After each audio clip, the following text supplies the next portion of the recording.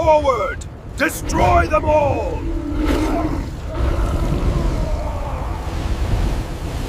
Darkness consumed Aderonke as the river pulled her beneath its icy surface. She expected death. Instead, she landed softly upon wet sand. Gasping for breath, she opened her eyes and found herself standing in a strange world beneath River Ẹgbọnmi, a hidden spiritual realm untouched by ordinary men. Above her, the river shimmered like a moving glass ceiling. Strange fish made of light swam overhead, and towering coral trees glowed blue and silver. Ancient statues covered in moss lined the winding path before her. At the far end stood Ẹgbọnmi, the great river spirit, more majestic and terrifying than before. Her voice roared like thunder. "Welcome, child of Ayamo. Here, truth cannot hide." Aderonke rose slowly, her legs trembling. Though fear gripped her, thoughts of Thorn strengthened her resolve. "I am ready." Ẹgbọnmi studied her carefully. "Then your first trial begins. Trial 1, Truth." Without warning, the spirit waved her hand. The underwater world vanished. Aderonke suddenly stood inside her childhood home. Everything looked real. Her late mother smiled from across the room, preparing evening stew as though she had never died. Thorn laughed nearby. For a brief moment, joy overwhelmed her. "Mother." She ran forward, but froze. Her mother's face slowly changed. Her warm smile twisted into sorrow. "Why weren't you there?" Aderonke stepped back. "What? When I called for help, why didn't you come?" Pain stabbed her chest. Years ago, her mother had died during a violent storm while gathering herbs near the forest. Aderonke had heard her cries but had been too frightened to leave shelter. It was the deepest wound she carried. "I was afraid," Aderonke whispered. The room darkened. "And because of your fear, I died." Tears streamed down Aderonke's face. The walls shook. Her guilt, buried for years, now stood naked before her. Ẹgbọnmi's voice echoed. "Speak your deepest truth." Aderonke fell to her knees. "I feared losing my own life, more than saving hers. And I have hated myself every day since." Silence. Then warmth spread across the room. Her mother's spirit softened, touching Aderonke's cheek.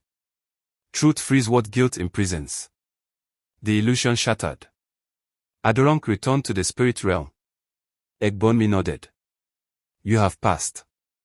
Trial 2, Sacrifice." The spirit raised both arms. From the river floor emerged a golden altar. Upon it appeared visions of everything Aderonke cherished. Her family.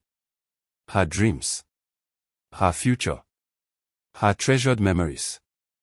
And resting at the center, her mother's golden necklace. The final gift her mother had given her. Ẹgbọnmi's eyes glowed brighter. "To proceed, you must surrender what your heart values most." Aderonke's breath caught. "No. Anything but that." The necklace was all she had left. Her fingers trembled as she held it tightly. "If I give this up, I lose her forever." Ẹgbọnmi remained unmoved. Love is not measured by what you keep, but by what you are willing to release. Aderonke thought of Thorn. His laughter.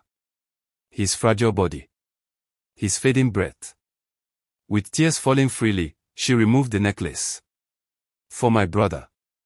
She placed it upon the altar. The necklace dissolved into golden light. A cry escaped her lips, but the altar erupted with radiant energy. The river itself seemed to bow. Ẹgbọnmi spoke. "Your sacrifice carries the weight of true love." A silver mark appeared on Aderonke's wrist. "You have passed. Trial 3, Courage." Suddenly, the spirit realm trembled violently. A massive whirlpool opened beneath Aderonke's feet. "Your final trial lies in the abyss of fear." She was dragged downward into darkness deeper than night. No light. No sound. Only fear. Then, visions appeared. Her worst nightmares surrounded her. Thorn dying. Her village burning. Herself drowning alone. Shadows whispering failure. A monstrous serpent with glowing red eyes circled her. Its voice hissed. You are weak. You will fail. You cannot save anyone. Aderonke's body shook. Every instinct screamed to flee. But then she remembered. Truth. Sacrifice. Love. She clenched her fist. Fear has ruled my village for generations. The serpent lunged. But it will not rule me. With a cry of defiance, Aderonke swam directly into the darkness.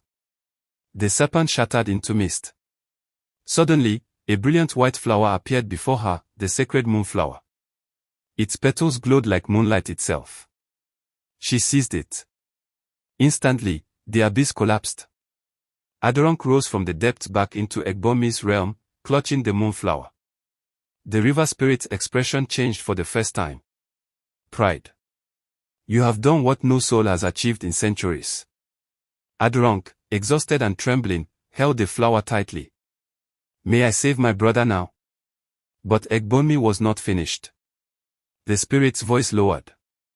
Before you leave, you must know the truth of River Ẹgbọnmi.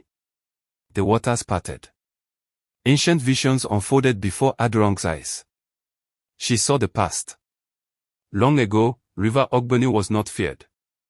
It was sacred. A source of healing, wisdom, and prosper. But men grew greedy. Village chiefs sought to control its spiritual power for wealth and immortality. Push forward! They betrayed the Destroy river them all! spirit. War followed. To protect its magic, Ẹgbọnmi unleashed floods that nearly Push destroyed forward! Ayemo. Destroy them The all! surviving elders made a choice. They would spread fear. They transformed the river into legend. A forbidden place. Not to imprison evil, but to protect sacred power from human greed. Aderonke's voice trembled. So the curse was never real. Ẹgbọnmi's form rippled. No curse. Only protection. The spirit moved closer. But fear, when repeated long enough, becomes its own prison. Aderonke understood. Her people had lived under inherited fear for generations. Ẹgbọnmi extended her hand. You may return home with the moonflower. But know this, truth carries responsibility. What must I do? Free your people from fear, or watch them remain chained by it. The river began to rise once more. A portal of swirling silver water opened behind Aderonke. Go now, daughter of courage. Clutching the sacred moonflower, Aderonke stepped forward. The waters engulfed her. And she was carried back toward the world above.